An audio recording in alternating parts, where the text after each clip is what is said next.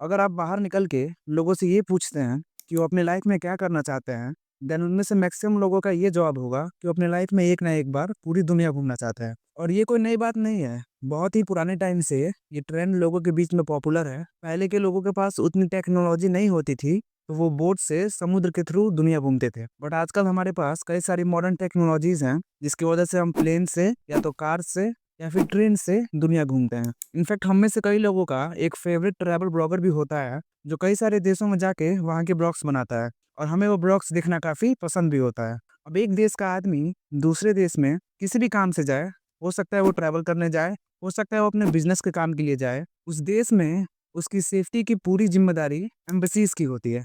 अब अगर आपको एम्बेसीज नहीं पता, तो आप थोड़ा वेट कीजिए, मैं धीरे धीरे आपको सारी डिटेल्स समझा दूंगा। देखिए, अब इंडिया में भी धीरे धीरे ये कल्चर आने लगा है कि अगर किसी भी पर्सन को पुलिस अरेस्ट कर लेती है, तो वो ये बोलता है कि मैं अपने लॉयर के बिना कुछ नहीं बोलूंगा। उनका लॉयर कोर्ट में उनके लिए एक रिप्रेजेंटेटिव का काम करता है। अब ठीक वैसे ही अगर आप किसी फॉरेन कंट्रीज में हैं और वहाँ पे आपको कोई प्रॉब्लम हो जाती है, तो फिर उस फॉरेन कंट्री में आपके देश की जो एम्बेसी होगी, वो आपको रिप्रेजेंट करेगी। देखिए, किसी भी कंट्री की एम्बेसी का जो हेड क्वार्टर होता है, वो होस्ट कंट्री की कैपिटल सिटी में होता है। होस्ट मतलब जैसे अगर इंडिया की एम्बेसी फ्रांस में है, तो यहाँ पर फ्रांस एक होस्ट कंट्री हुआ। अब फ्रांस कोई छोटी-मोटी कंट्री तो है नहीं, काफ़ी बड़ी कंट्री है। तो यहाँ पर हमें एम्बेसीज़ का सब डिवीज़न या फिर उसको ब्रांच भी कह सकते हैं, वो देखने को मिलता है, जिन्हें हम कॉन्सुलेट कहते हैं, जो कि होस्ट कंट्री की मेन सिटीज़ में होती हैं। अब इनका काम भी सेम एम्बेसीज़ की तरह ही होता है, हालाँकि इनके पास थोड़ी कम पावर होती हैं। देखिए, हर एक एम्बेसी का एक हेड होता है, जिसे हम एम्बेसडर बोलते हैं, और 5-6 लोग और होते हैं जो एम्बेसडर के अंडर में काम करते हैं। अब वो लोग काम क्या करते हैं, हम ये समझते हैं। देखिए, एम्बेसीज का मेन काम तो मैंने आपको बता दिया कि वो होस्ट कंट्रीज में अपने देश के सिटीजन्स को असिस्टेंस प्रोवाइड कराते हैं, जैसे कि क्रिटिकल इमरजेंसी में उनको हेल्प करना, उनका पासपोर्ट रिन्यू कराना, उनकी नेविगेशन में उनको सपोर्ट करना। अब इसके अलावा भी एम्बेसीज अपने होम कंट्री की इकोनॉमिक्स, कल्चरल और पॉलिटिकल इंटरेस्ट को होस्ट कंट्रीज में रखती हैं। जैसे आपने अगर कभी देखा हो, जो सारे नेशनल फेस्टिवल्स हम इंडिया में मनाते हैं, एम्बेसीज के मेंबर्स भी दूसरे देश में वो सारे फेस्टिवल्स को सेलिब्रेट करते हैं। जैसे इंडिपेंडेंस डे के दिन होस्ट कंट्रीज में रहते हुए भी अपना झंडा लहराना, 14 सितंबर को हिंदी दिवस सेलिब्रेट करना। अब यहाँ मैंने स्पेशली हिंदी दिवस की बात क्यों की, ये आपको आगे पता चल जाएगा। और इसके अलावा एम्बेसीज होस्ट नेशन में ट्रेड एग्रीमेंट और पब्लिक डिप्लोमेसी का भी काम करती हैं। अब देखिए, हर एक कंट्रीज की अपनी रिक्रूटमेंट पॉलिसी होती है। हम सभी कंट्रीज की बात नहीं करेंगे, हम बस अपने कंट्री इंडिया की बात करेंगे, नहीं तो वीडियो काफी लंबा हो जाएगा। देखिए, इंडिया में MEA यानी कि मिनिस्ट्री ऑफ एक्सटर्नल अफेयर्स का काम होता है कि वो एम्बेसीज और कॉन्सुलेट्स के मेंबर्स को रिक्रूट करे। इसके लिए वो इंडियन फॉरेन सर्विस यानी IFS ऑफिसर्स का यूज करती हैं। IFS ऑफिसर्स को दूसरे कंट्रीज में भेज के उनके एक्सपीरियंस के हिसाब से उनका प्रमोशन करती हैं। हालांकि इसमें कई सारे और प्रोसेस भी होते हैं, जिसकी डिटेल्स में मैं नहीं जाऊंगा, आप उसको सिंपली क्रोम पे पढ़ सकते हैं। अब यहाँ तक आपको ये तो पता चल गया होगा कि एम्बेसीज क्या होती हैं, वो कैसे चलती हैं और उनका मेन काम क्या होता है। अब इंडिया के केस में ये सवाल आता है कि क्या हमारे इंडियन एम्बेसीज अपने काम को अच्छे से कर रही हैं। इसका जवाब आपको आगे वीडियो में मिलने वाला है। देखिए, करंटली 135 इंडियन एम्बेसीज हैं, जो कि पूरे वर्ल्ड वाइड ऑपरेट कर रही हैं। सबसे ज्यादा एम्बेसीज के रिकॉर्ड में चाइना टॉप पे है, जिसके पास अभी 173 एम्बेसीज हैं। अब देखिए, इंडियन एम्बेसीज का जो परफॉर्मेंस है, उसको पूरी दुनिया क्रिटिसाइज करती है, क्योंकि इंडियन एम्बेसीज के फेलियर बहुत सारे हैं और ये सब इंसिडेंट फॉरेन कंट्रीज में होते हैं। तो इंडिया की आम जनता इन सब चीजों से अनअवेयर रह जाती है, और हमारे इंडियन मीडिया का तो आपको पता ही है। अब हम ये जानते हैं कि हमारी इंडियन एम्बेसीज के फेलियर क्या हैं, हमारी इंडियन एम्बेसीज हर बार कहाँ पीछे रह जाती हैं। उससे पहले मैं आपको ये बताना चाहता हूँ कि ये मेरी पहली वीडियो है। अगर आपको मेरा वर्क और रिसर्च अच्छा लगे, तो मेरे चैनल को जरूर सब्सक्राइब कीजिएगा। अब टॉपिक पे वापस आते हैं।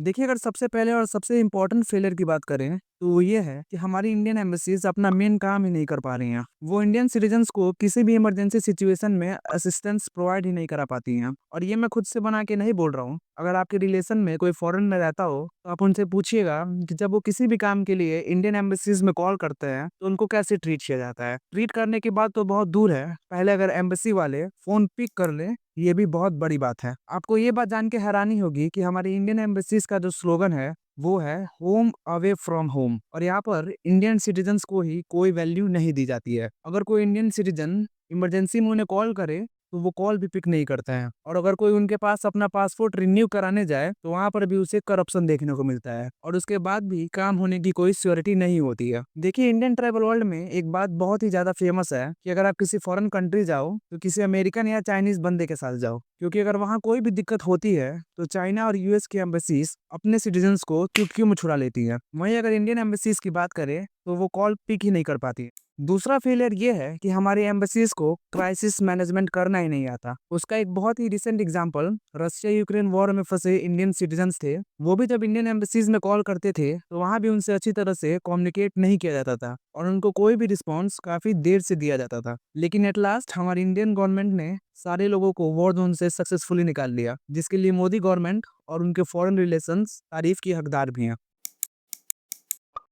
तीसरा फेलियर ये है कि हमारी इंडियन गवर्नमेंट के पास बहुत ही एडुकेट अमाउंट ऑफ मनी है जिसको वो एम्बेसीज के मेंबर्स के ऊपर लुटाते हैं। हाँ, सही सुना आपने, लुटाते हैं। फॉरेन कंट्रीज में हमारी एम्बेसीज के मेंबर्स के लिए एक से एक लग्जरी कार्स प्रोवाइड की जाती हैं जिनकी कीमत करोड़ों में होती है। रहने के लिए उनको लग्जरियस फ्लैट्स प्रोवाइड किया जाता है। अब देखिए, इन सब चीजों से नहीं मुझे दिक्कत है और नहीं आपको कोई दिक्कत होनी चाहिए, बट मुझे और आपको दिक्कत इस बात से है कि इतनी सारी लग्जरीज देने के बाद भी हमारी एम्बेसीज अपना बेसिक काम नहीं कर पा रही हैं। वो इंडियन सिटीजन्स का फोन पिक नहीं कर पा रही हैं और अगर कॉल पिक भी कर लेती हैं तो बिना किसी अकाउंटेबिलिटी के बात करने लगती हैं। अगर आप किसी इमरजेंसी में उनको कॉल करोगे तो आपको सपोर्ट करने की बजाय आपको ही डांटने लगेंगे। और बाहर के देशों में अगर आपने उनसे हिंदी में बात किया तो उधर से ये जवाब आता है कि आप प्लीज इंग्लिश में बात कीजिए, हमें हिंदी समझ नहीं आती। अगर आप किसी इमरजेंसी सिचुएशन में हैं और आपको इंग्लिश नहीं आती तो आप उनसे कम्युनिकेट भी नहीं कर सकते। तो फिर हमारी इंडियन एम्बेसीज हर 14 सितंबर को हिंदी दिवस क्यों सेलिब्रेट कर रही हैं?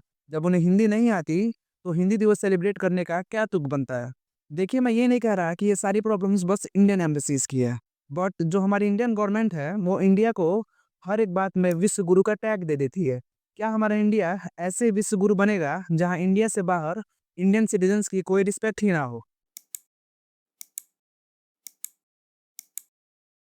देखिए, हम सब इंसान हैं, हम सब में कुछ ना कुछ कमियां होती हैं और अगर हम उन सब कमियों पे काम करते चले जाएं तो हम एक अच्छे इंसान बन जाते हैं। ठीक उसी तरह अगर हमारी इंडियन एम्बेसीज भी अपनी सारी कमियों पे काम करती चली जाए तो वो दिन दूर नहीं है जब हमारी इंडियन एम्बेसीज भी चाइना और यूएस की तरह पावरफुल बन जाएगी और वर्ल्ड रैंकिंग में भी आगे आ जाएगी। मैं यहाँ पर कुछ पॉइंट्स दूंगा जिसको अगर हमारी ministry of external affairs implement करे तो उससे हमारी फॉरेन पॉलिसी और मैनेजमेंट बहुत स्ट्रांग हो जाएगा। सबसे पहले हमें एम्बेसीज को उनके वर्क के लिए अकाउंटेबल ठहराना पड़ेगा, क्योंकि आज हमारे पास कोई ऐसी प्रॉपर इंस्टीट्यूशन नहीं है जो कि एम्बेसीज की फंक्शनिंग को चेक करे। तो इसीलिए जो लोग एम्बेसीज में काम करते हैं वो अपने मन के मालिक होते हैं। कभी मन किया तो फोन पिक किया, कभी मन किया तो नहीं किया। हमें इसको रोकना होगा। हमें एक प्रॉपर बॉडी चाहिए जो एम्बेसीज के वर्क को चेक करे और जहां भी उनसे कोई फॉल्ट हो उसे काउंटर करे। इससे ये होगा कि एम्बेसीज अपने गलतियों की जवाबदेही लोगों को देगी और हमें भी एज अ इंडियन सिटीजन उन सभी गलतियों का पता चल पाएगा। देखिए, जब आईएफएस ऑफिसर्स का इंटरव्यू होता है तो उनसे इंटरव्यू में ये पूछा जाता है कि आप आईएफएस ऑफिसर्स बन के क्या करेंगे, तो सबका यही जवाब होता है कि हमें अपने देश की सेवा करनी है। और आईएफएस ऑफिसर्स बनने के बाद वो अपने इसी स्टेटमेंट से मुकर जाते हैं। अगर हमें कुछ ऐसे ऑफिसर्स मिल जाएं जो अपने कंट्री को दिलो जान से सर्व करना चाहते हो तो ये हमारे लिए बहुत अच्छी बात होगी, क्योंकि गवर्नमेंट को उन्हें सर्व करने के लिए luxurious cars, luxurious flat, year one area ये सब प्रोवाइड नहीं कराना पड़ेगा। वो लिमिटेड रिसोर्सेज में भी अपना काम बहुत अच्छे और ईमानदारी से कर लेंगे। देखिए, गवर्नमेंट को ये रूल बहुत ही हार्डली इम्प्लीमेंट करना पड़ेगा कि सभी एम्बेसीज अपना फोन 24/7 ऑन रखे। हालांकि यूरोप और वेस्ट साइड की इंडियन एम्बेसीज ऐसा करती भी हैं, बट अगर आप अफ्रीका और किन्हीं गरीब देशों में चले जाओ तो वहां पर ऐसा कुछ नहीं होता। एम्बेसीज के मेंबर रात के टाइम अपना फोन ऑफ करके आराम से सो जाते हैं। उन्हें कुछ फर्क नहीं पड़ता कि आप किस हालत में हैं, क्योंकि कोई चेक करने वाला नहीं है और महीने के लास्ट में सैलरी तो मिल ही जानी है। इंडियन एम्बेसीज के जितने भी मेंबर हैं उन्हें कई लैंग्वेज में ट्रेंड होना बहुत ज़रूरी है ताकि वो लोगों की मदद अच्छे से कर सकें। इमरजेंसी के टाइम पे लोगों को ये ना सुनना पड़े कि हमें हिंदी नहीं आती, आप किसी स्पेसिफिक लैंग्वेज में बात कीजिए।